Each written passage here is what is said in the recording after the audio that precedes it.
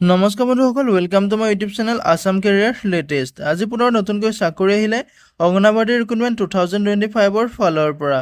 এই পোষ্টসমূহত আপুনি কেনেদৰে আবেদন কৰিব, আবেদন কৰিবলৈ আপোনাৰ বয়সৰ সময়সীমা কিমান লাগিব, সম্পূৰ্ণ তথ্য এই ভিডিঅ'টোত আলোচনা কৰিম। ভিডিঅ'টো শেষলৈকে চাই যাব, অলপ স্কিপ নকৰাকৈ।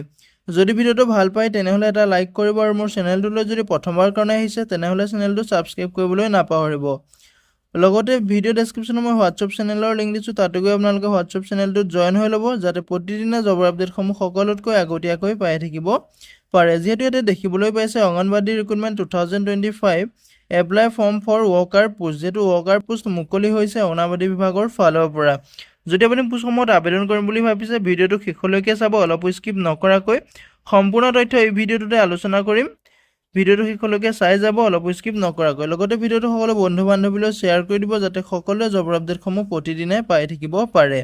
ইয়াতে ডিটেইলছটো দিয়া আছে, অল ডিটেইলছ এবাউট অংগনবাদী ডিপাৰ্টমেণ্টৰ যিখিনি ডিটেইলছ আছে চব দিয়া আছে। ইয়াতে অভাৰভিউটো হৈছে, অৰ্গেনাইজেশ্যনটোৰ নেম হৈছে Anganwadi department who are eligible all male female candidate ইয়াত এপ্লাই কৰিবলৈ ইলিজিবল হ'ব। এপ্লাই মোডটো আপুনি অনলাইন মাধ্যমেৰে আবেদন কৰিব পাৰিব। ইলিজিবিলিটিৰ ক্ষেত্ৰত আপোনাৰ অল ইণ্ডিয়া কেণ্ডিডেট এই পোষ্টসমূহত আবেদন কৰিব পাৰিব। ইয়াতে ফিজৰ ক্ষেত্ৰত ক'বলৈ গ'লে ইয়াতে কোনো ধৰণৰ এপ্লিকেশ্যন ফিজ পে'মেণ্ট কৰিব নালাগে। এপ্লাই লাষ্ট ডেটটো আপোনালোকৰ উইথিন 30 ডেজ, যিহেতু যেতিয়াই নটিফিকেশ্যনটো আউট হৈছে তেতিয়াৰ পৰা 30 ডেজলৈকে আপুনি এই পোষ্টসমূহত আবেদন কৰিব পাৰিব। এপ্লিকেশ্যন ফিজটোৰ ক্ষেত্ৰত ইয়াতে যিহেতু আপোনালোকে গম পাইছে, ইয়াতে কোনো ধৰণৰ এপ্লিকেশ্যন ফিজ পে'মেণ্ট কৰিব নালাগে।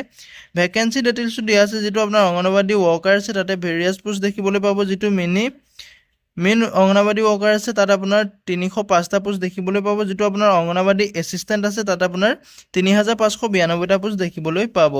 যিহেতু কেটেগৰী ৱাইজ আপোনাৰ পোষ্টসমূহ যিহেতু গম পাইছে, অংগনবাদী ৱৰ্কাৰ যিটো আপোনাৰ এডুকেশ্যন কোৱালিফিকেশ্যন 10 পাছ কৰিলে আবেদন কৰিব।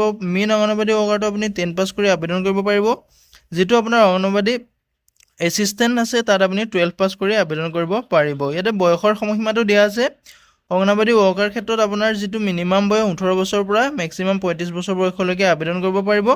এছিষ্টেণ্টৰ ক্ষেত্ৰতো আপুনি 18 বছৰৰ পৰা 35 বছৰ বয়সলৈকে আবেদন কৰিব পাৰিব। ইয়াতে চিলেকশ্যন প্ৰচেছটো ইয়াতে আপোনাৰ কোনো ধৰণৰ এক্সাম নহয়, আপোনালোকৰ ডাইৰেক্ট চিলেকশ্যন হ'ব। ইয়াতে আপুনি অংগনবাদী বিভাগত যদি আবেদন কৰিম বুলি ভাবিছে, ভৰ্তি হ'ম বুলি ভাবিছে, তেনেহ'লে আবেদনসমূহ কৰি ল'ব পাৰিব। অনলাইন মাধ্যমে যিহেতু আবেদন কৰিব লাগিব, ইয়াতে আপোনাৰ চেলাৰীটো দিয়া আছে, যিটো আপোনাৰ ফৰ অল পোষ্ট, সকলো পোষ্টৰ কাৰণে যিটো আপোনাৰ ৰুল আছে, অংগনবাদী বিভাগৰ যিটো ৰুল আছে সেই ৰুলৰ মতে আপোনাৰ চেলাৰীসমূহ দিয়া হ'ব। এপ্লিকেশ্যন মোডটো যিহেতু আপোনালোকে অনলাইন মাধ্যমেৰে আবেদন কৰিব লাগিব।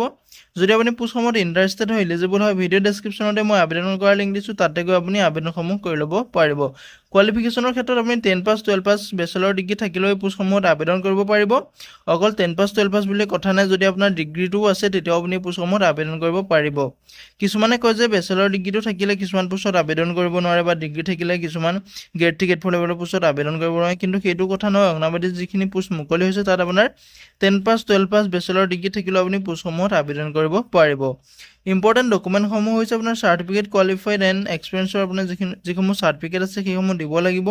ডেট অফ বাৰ্থৰ আপোনাৰ প্ৰুফটো লাগিব, আধাৰ কাৰ্ড, ভোটাৰ ID, এনে এটা ভেলিড আপোনাৰ এড্ৰেছ প্ৰুফ দিব লাগিব। চাৰ্টিফিকেট ইন ছাপৰ্ট ৰিজাৰ্ভেশ্যনত আপোনাৰ যদি এজ ইলেকশ্যন ল'ম বুলি ভাবিছে তেনেহ'লে আপোনাৰ ৰিজাৰ্ভেশ্যনৰ যিসমূহ চাৰ্টিফিকেট আছে, কাষ্ট চাৰ্টিফিকেট আছে, আপুনি সেইসমূহ দিব লাগিব।